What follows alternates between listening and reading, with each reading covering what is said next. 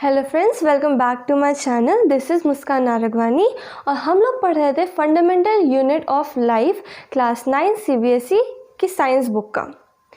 तो हम लोगों ने पिछले वीडियोस में पढ़ा अबाउट द इंट्रोडक्टरी पार्ट। हमने plasma membrane, cell wall, endoplasmic reticulum और गोल्गी apparatus के बारे में सब कुछ जान लिया।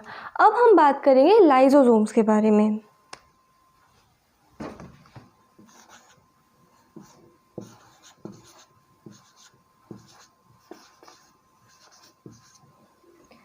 सो लाइजोसोम्स को अगर हम स्ट्रक्चरली डिफाइन करना चाहें तो lysosome are actually membrane bound sacs filled with digestive enzymes. Membrane bound sacs filled with digestive enzymes।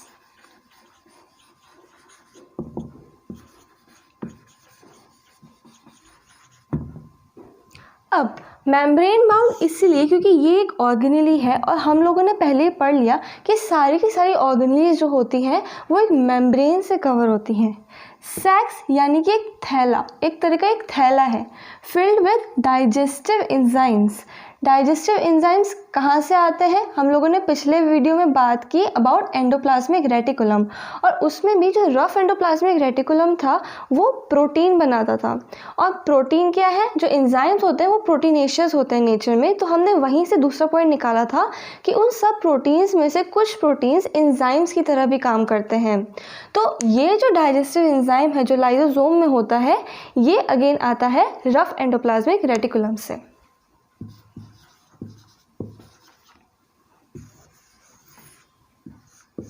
Very important, ये चीज़ याद रखनी है।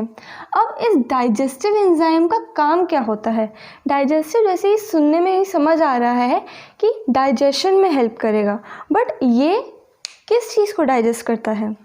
बेसिकली जो फॉरेन मटेरियल होता है,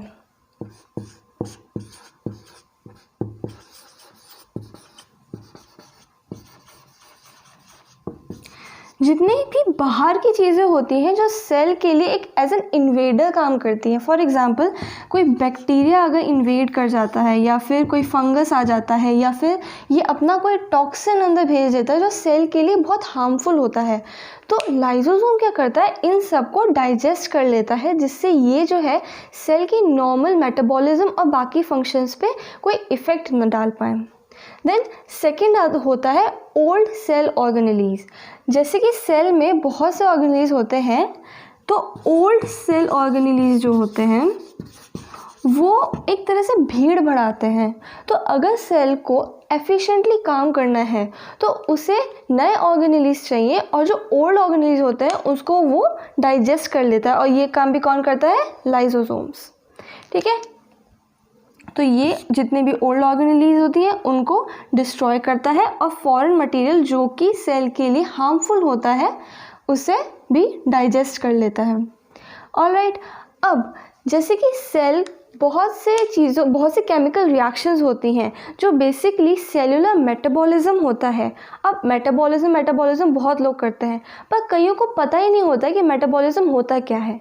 metabolism is actually the sum of all the chemical reactions going on in the cell. अगर हम cellular metabolism की बात कर रहे हैं तो सेलुलर मेटाबॉलिज्म में जितनी भी रिएक्शंस होती हैं उसकी वजह से सेल जो है वो सरवाइव करता है, चाहे वो किस भी तरह की केमिकल रिएक्शन हो, चाहे वो कंस्ट्रक्टिव हो चाहे वो डिस्ट्रक्टिव हो। अब इस सेलुलर मेटाबॉलिज्म में किसी भी वजह से अगर कोई भी गड़बड़ी हो जाती है, जैसे कोई सिस्टम होता है, जैसे आपका कंप्यूटर है उसमें कई बार वायरस आ जाता है तो वो ढंग से काम नहीं करता है, वैसे ही सेल्स में भी कभी कभार कोई मैल फंक्शन हो जाता है, कोई प्रॉब्लम आ जाती है तो उसका सीधा असर उसके मेटाबॉलिज्म पे पड़ता है। ऐसे में क्या होता है? लाइसोसोम को इमरजेंसी सिग्नल आता है और ये क्या करते हैं? ये बर्स्ट आउट हो जाते हैं। जैसे गुब्बारा फूट जाता है वैसे ये लाइसोसोम फूट जाते हैं और इनका जितना भी डाइजेस्टिव एंजाइम्स होते हैं वो पूरे सेल में फैल जाते हैं, जिसकी वजह से पूरा का पूरा सेल ही डाइजेस्ट हो जाता है और इवेंचुअली सेल की डेथ हो जाती है। तो जब भी कोई सेलुलर मेटाबॉलिज्म में कोई भी फॉल्ट आता है तो वो फॉल्ट आगे दूसरे सेल में ट्रांसफ़र ना हो पाए, इस वजह से ये काम होता है। तो इसीलिए लाइसोसोम के इस फंक्शन की वजह से लाइसोसोम को सुसाइडल बैग्स ऑफ सेल भी कहा जाता है।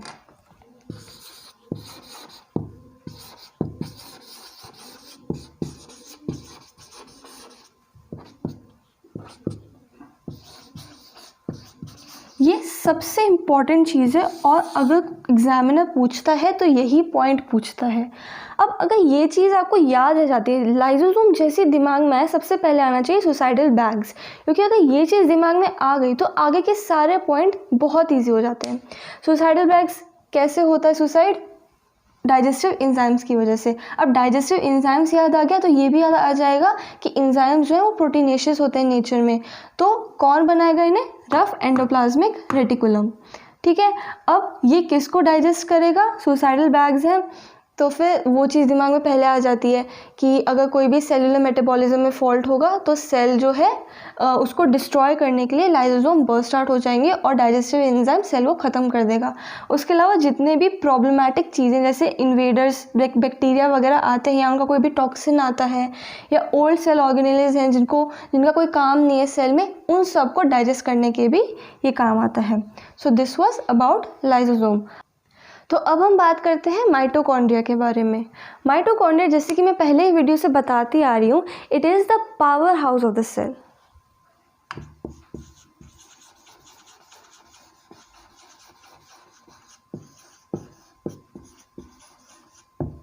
पावर हाउस क्यों? क्योंकि ये एनर्जी जनरेट करता है which is its primary function. तो प्राइमरी फंक्शंस पे आने से पहले हम लोग बात कर लेते हैं इसके स्ट्रक्चर के बारे में।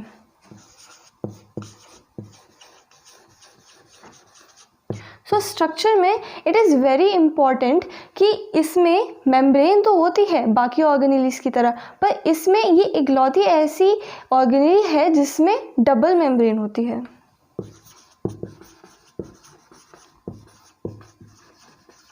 अब इसका भी कोई रीज़न होता होगा, क्योंकि हर ऑर्गेनेल इस तरह से डिज़ाइन की गई है कि वो अपना फंक्शन परफेक्टली कर पाए। तो ये डबल मेम्ब्रेन इसलिए है क्योंकि सबसे पहले इसकी जो पहली मेम्ब्रेन होती है which is porous, it is porous in nature, यानी कि ये आसानी से सब्सटेंसेस को अंदर बाहर आने देती है। तो ये जो मेम्ब्रेन है that allows easy movement of substances in the mitochondria and from mitochondria to the cytoplasm. Then इसकी जो second membrane होती है it is highly folded.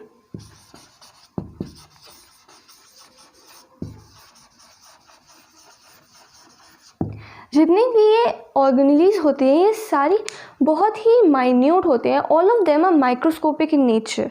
तो अब सेल ही माइक्रोस्कोपिक है तो माइटोकॉन्ड्रिया को आप सोच सकते हो कि ये कितना छोटा होगा। तो उसके लिए इनको अगर एनर्जी जनरेशन करना है, अगर एनर्जी को प्रोड्यूस करना है और ज़्यादा से ज़्यादा एनर्जी प्रोड्यूस करनी है तो इनको सरफेस भी बहुत ज़्यादा चाहिए। लेकिन क्योंकि ये बहुत ही छोटी होती हैं तो कम जगह में ज़्यादा सरफेस प्रोवाइड करने का एक ही तरीका है कि ये अपने मेम्ब्रेन को बहुत ज़्यादा फोल्ड कर लेती हैं। जैसे कि अगर ये माइटोकॉन्ड्रिया की आउटर लेयर है, आउटर मेम्ब्रेन, तो इसकी जो इनर मेम्ब्रेन होगी वो इस तरह से कॉइल्ड होगी, जिससे कि कम से कम स्पेस में ये जो है ज़्यादा से ज़्यादा एनर्जी प्रोड्यूस कर पाए। तो ये होता है इसके हाईली फोल्डेड होने का या हाईली कॉइल्ड होने का रीज़न। अब आ जाते हैं इसके फंक्शन पे।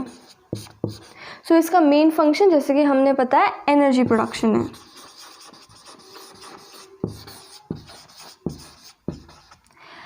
लेकिन ये एनर्जी प्रोड्यूस किस फॉर्म में होती है? That is known as ATP, adenosine triphosphate.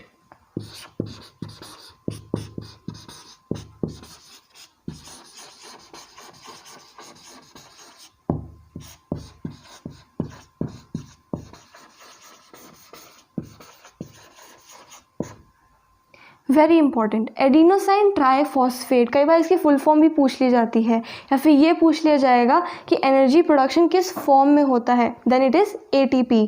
और ATP को एक और चीज़ भी कही जाती है, it is the energy currency of the cell.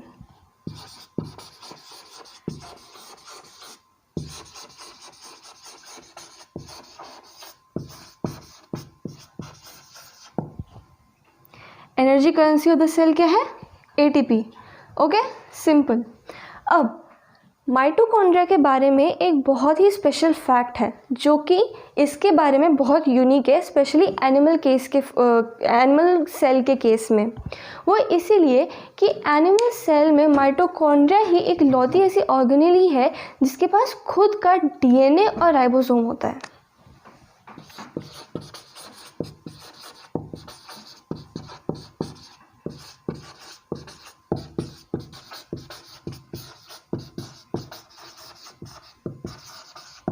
और इसीलिए जब ये मल्टीप्लाई करते हैं या डिवाइड होते हैं तो इनका DNA जो है वो भी डिवाइड होता है, और ये जो प्रोटीन्स हैं ये भी, इनका भी बहुत इंपॉर्टेंट फंक्शन होता है क्योंकि इसके पास खुद के राइबोसोम्स, क्योंकि इसके पास खुद का राइबोसोम होते हैं, इसके खुद के प्रोटीन्स भी होते हैं, विच इज़ वेरी इंपॉर्टेंट और very beneficial when it comes to its function. क्योंकि अगर ये एनर्जी जनरेशन करता है और उसके साथ साथ इसका खुद का DNA और राइबोसोम भी है तो ये प्रोटीन्स भी बना पाता है, which is an additional fact and additional benefit to the cell जो कि ये प्रोवाइड करता है। अब माइटोकॉन्ड्रिया जैसी एक और ऑर्गेनेली होती है जिसके पास खुद का DNA और राइबोसोम भी होता है, एंड दैट इज प्लास्टिड, जो कि सिर्फ और सिर्फ प्लांट सेल में प्रेजेंट होता है। तो अगला अब हम बात करेंगे प्लास्टिड्स के बारे में। तो अब हम बात करते हैं प्लास्टिड्स के बारे में। प्लास्टिड एक ऐसी ऑर्गेनेली है जो सिर्फ और सिर्फ प्लांट सेल्स में मिलती है, तो इसको ऐसे याद रखेंगे कि P for plastids and P for plant cell, यानी कि PP। ओके, अब प्लास्टिड्स जो है वो यूजुअली दो तरह के होते हैं। अगर हम इसकी टाइप्स की बात करें तो एक आता है क्रोमोप्लास्ट और एक आते हैं ल्यूकोप्लास्ट। क्रोमो, जैसे इसके नाम से पता चलता है, ये कलर्ड प्लास्टिड्स होते हैं, इनमें पिगमेंट प्रेजेंट होता है, और यूजुअली प्लांट में हमें कौन सा पिगमेंट पढ़ाया जाता है? That is chlorophyll. तो जिन प्लास्टिड्स में, जिन क्रोमोप्लास्ट में क्लोरोफिल प्रेजेंट होता है उन्हें हम कहते हैं क्लोरोप्लास्ट।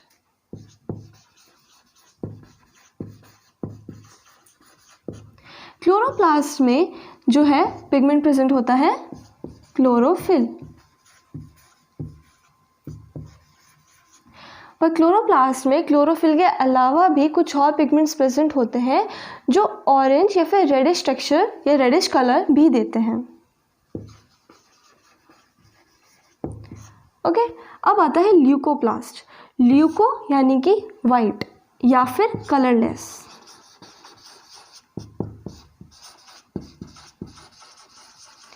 तो इन प्लास्टिड्स में अपना कोई कलर नहीं होता है, लेकिन इनका फंक्शन अलग होता है, इसलिए इन्हें कलर होने की इनमें कोई ज़रूरत भी नहीं होती है।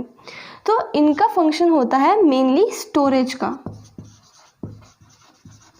ये यूजुअली स्टोर करते हैं स्टार्च, ऑयल्स और प्रोटीन्स। तो स्टार्च यानी कि एक तरह का जो कार्बोहाइड्रेट होता है, स्टार्च, ऑयल और प्रोटीन्स, तो ये इसका सिंपल सा फंक्शन होता है। हम बात करते हैं क्लोरोप्लास्ट के बारे में। क्लोरोप्लास्ट के बारे में बात इसलिए की जाती है क्योंकि ये सबसे ज़्यादा इम्पॉर्टेंट प्लास्टिड होता है, और क्लोरोप्लास्ट का स्ट्रक्चर भी काफ़ी इम्पॉर्टेंट है आपके एग्जामिनेशन के पॉइंट ऑफ व्यू से। तो स्ट्रक्चर की अगर हम बात की जाए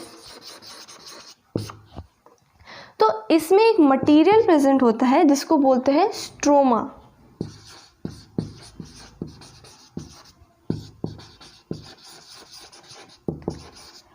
अब ये जो स्ट्रोमा है इसके अंदर मेम्ब्रेन लेयर्स होती हैं।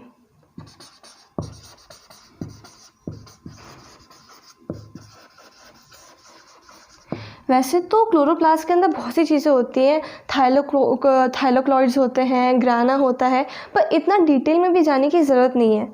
तो अब सिंपल ध्यान रखिए कि इसमें मेम्ब्रेनस लेयर्स होती हैं और वो स्टैक की फॉर्म में प्रेजेंट होती हैं। जैसे एक लेयर ऐसे है तो इसके नीचे स्टैक करते हुए दूसरी लेयर्स होंगी। तो ये एक पर्टिकुलर स्ट्रक्चर बनाता है। तो इस तरह के बहुत से स्ट्रक्चर्स जो हैं वो क्लोरोप्लास्ट में प्रेजेंट होते हैं। और अब क्लोरोप्लास्ट इतना इम्पोर्टेंट क्यों है? इसके पिगमेंट की वजह से, जो कि है क्लोरोफिल। अब क्लोरोफिल का मेन काम होता है एनर्जी को, जो सनलाइट की एनर्जी आ रही है उसको ट्रैप करना। अब उसी सनलाइट की एनर्जी से जो है फोटोसिंथेसिस चलता है। फोटोसिंथेसिस यानी कि वो प्रोसेस जिससे प्लांट्स अपना खाना बनाते हैं। तो अब खाना कितना इम्पोर्टेंट है? खाना इम्पोर्टेंट है तो क्लोरोप्लास्ट भी सोचिए कितना इम्पोर्टेंट होगा। तो इसीलिए क्लोरोप्लास्ट सबसे इम्पोर्टेंट हमारा प्लास्टिड होता है। And it is present only in plant cells, क्योंकि सन से एनर्जी तो प्लांट ही लेते हैं, इंसान तो लेते नहीं है। और प्लास्टिड, जैसे कि मैंने बताया, is one of those 2 organelles जिसमें डीएनए और खुद का राइबोसोम होता है। So it contains its own DNA and ribosomes. DNA इसके पास खुद का है, माइटोकॉन्ड्रिया के पास भी खुद का डीएनए है। ये सब चीज़ें इतनी इम्पॉर्टेंट अभी नहीं लग रही होंगी, पर बाद में जाके जब आप जेनेटिक्स पढ़ेंगे ग्रेजुएशन लेवल पे भी, तो इस डीएनए का बहुत सी जगहों पे बहुत इम्पॉर्टेंट इफेक्ट पड़ता है। जैसे मैटरनल इनहेरिटेंस जैसी चीज़ें जब आप पढ़ेंगे तो आपको पता चलेगा। तो ये डीएनए और राइबोसोम्स प्लास्टिड में प्रेजेंट होते हैं, और माइटोकॉन्ड्रिया के भी खुद का डीएनए और राइबोसोम्स होते हैं। अब नेक्स्ट और लास्ट जो ऑर्गेनेली आती है दैट इज वैक्यूल्स।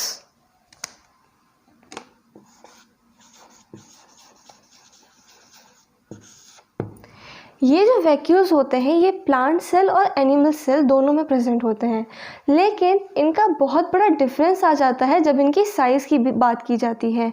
क्योंकि अगर हम प्लांट सेल के केस में देखें तो प्लांट सेल का जो 50 से 90% है, वो 50 से 90% कई बार ये वैक्यूल्स ही ले लेते हैं। मतलब इतना बड़ा वैक्यूल होता है कई बार किसी किसी प्लांट स्पीशीज़ में। और जबकि एनिमल की बात की जाए तो इनके केस में वैक्यूल्स इतने बड़े नहीं होते हैं, तो ये इतने बड़े प्लास्टिड्स नहीं रखते हैं।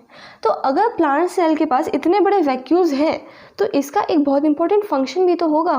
तो इनका फंक्शन मेनली होता है स्टोरेज का। ये क्या क्या स्टोर करते हैं?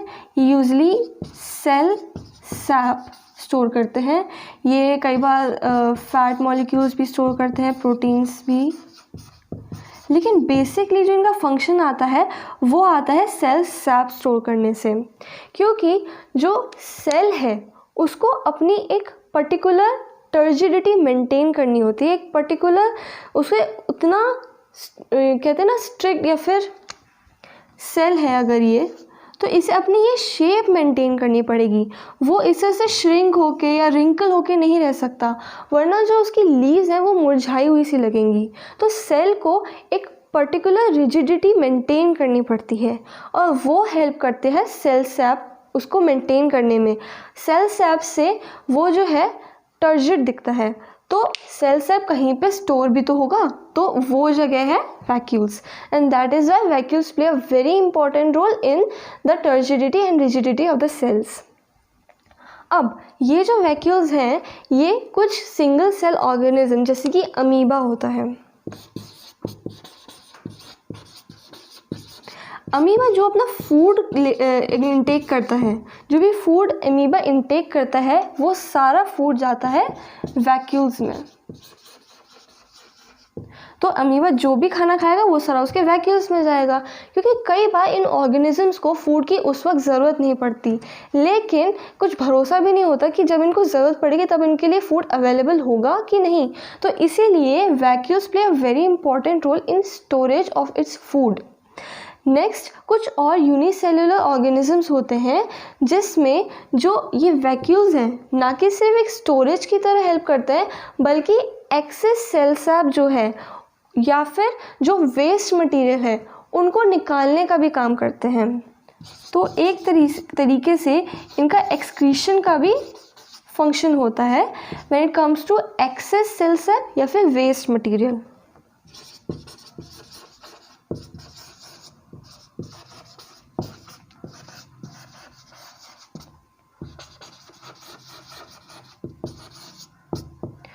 This was about vacuoles. अब आते हैं हम एक नए टॉपिक पे जिसका नाम है सेल डिवीजन। सेल डिवीजन अपने आप में बहुत इम्पॉर्टेंट प्रोसेस है, क्योंकि जो हमारे बॉडी में सेल्स होते हैं वो कंटिन्यूसली उनकी डेथ होती रहती है और वो कंटिन्यूसली वियर आउट होते रहते हैं। तो उनको रिप्लेस करने के लिए जो है cell division is very important, क्योंकि अगर सेल की डेथ होती जाएगी और नए सेल डेवलप नहीं हो पाएंगे तो ऑर्गेनिज्म की डेथ हो जाएगी। तो इसीलिए cell division has a very important role in the sustainable living of the life। अब सेल डिवीजन दो तरीके से होता है।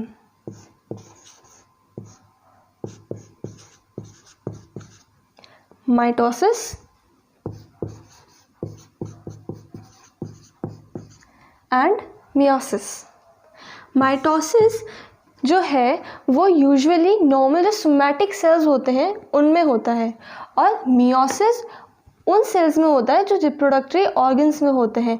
उसमें कुछ पर्टिकुलर सेल्स हैं जो डिवाइड करते हैं और इवेंचुअली गैमेट्स बनाते हैं। तो अगर हम बात करें माइटोसिस की, तो माइटोसिस में क्या होता है, सिंपल अगर हमारा कोई सेल है और ये उसका न्यूक्लियस है, तो जैसे कि हमने बात की, जब सेल डिवीजन स्टेट में होता है, जब वो डिवाइड करना चाहता है तो वो अपने अंदर का सारा मटेरियल डबल कर लेता है। तो इसका जितना भी साइटोप्लाज्म होगा या फिर न्यूक्लियस के अंदर का जितना भी मटेरियल होगा सब डबल हो जाएगा। और इस वक्त हमारे जो न्यूक्लियस में हमें मिलता है क्रोमोसोम, जो कि एक रॉड लाइक स्ट्रक्चर होते हैं, जो हमने पहले बात कर ली। तो जो इसमें क्रोमोसोम है वो सब डबल हो जाएंगे और फिर धीरे धीरे ये जो सेल है, जो न्यूक्लियस है, सबसे पहले ये डिवाइड होगा।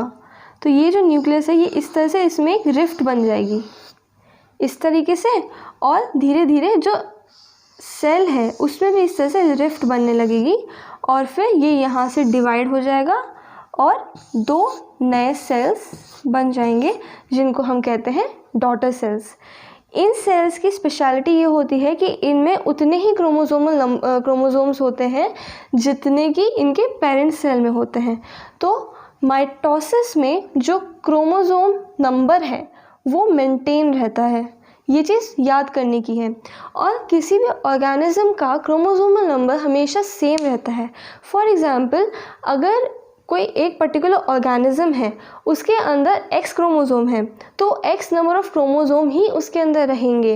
अगर कोई म्यूटेशन हो जाता है या फिर कोई जेनेटिकली उसमें कोई प्रॉब्लम आ जाती है तो वो बात अलग है, लेकिन नॉर्मली उसके अंदर एक पर्टिकुलर नंबर ऑफ क्रोमोसोम ही रहते हैं। फॉर एग्ज़ाम्पल, जो ह्यूमंस हैं उनमें 48 क्रोमोसोम होते हैं जो कि पेयर्स में होते हैं, तो इसलिए ह्यूमंस में 24 पेयर्स ऑफ क्रोमोसोम होते हैं। और माइटोसिस में जब सेल डिवाइड करता है तो एंड में भी हमारे 48 क्रोमोसोम मेंटेन रहते हैं। ओके, तो अगर यहाँ पर 2n अगर हमारा क्रोमोसोमल नंबर है तो यहाँ पर भी वो 2n ही रहेगा। जब डिवीजन स्टेट में होगा तो वो इसको डबल कर लेगा, तब ये हो जाएगा 4n, और जब डिवाइड होगा डॉटर सेल में वो 2n ही रहेगा। तो अगर कोई सेल है जिसमें 2n है क्रोमोसोमल नंबर, जब वो डिवीजन स्टेट में जाएगा तो वो इसको डबल कर लेगा यानी कि 4n, और जब वो डिवाइड होगा तो डिवाइडेड बाय 2 करके वो फिर सीधा हो जाएगा 2n। तो 2 डॉटर सेल्स बनेंगे जिनके अंदर सेम क्रोमोसोम नंबर होगा जो कि उनके पेरेंट सेल में था। ओके, अब आते हैं मियोसिस पे। मियोसिस एक ऐसा प्रोसेस है जिसमें जो क्रोमोसोम होते हैं वो हाफ हो जाते हैं, और जैसे कि माइटोसिस में हमारे 2 डॉटर सेल्स निकले, लेकिन मियोसिस में 4 बनते हैं। ये होता है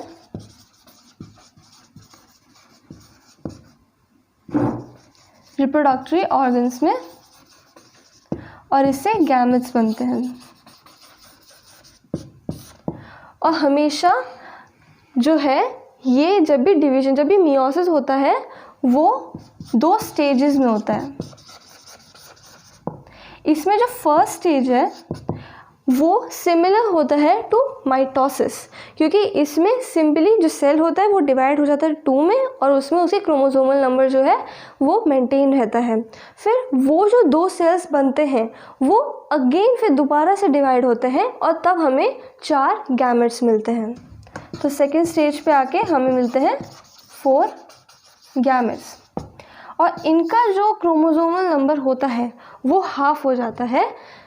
तो इसीलिए अगर हमारे पास सेल है, इसका क्रोमोसोमल नंबर अगर 2n है, तो गैमेट का, हर एक गैमेट का जो क्रोमोसोमल नंबर होगा वो n होता है।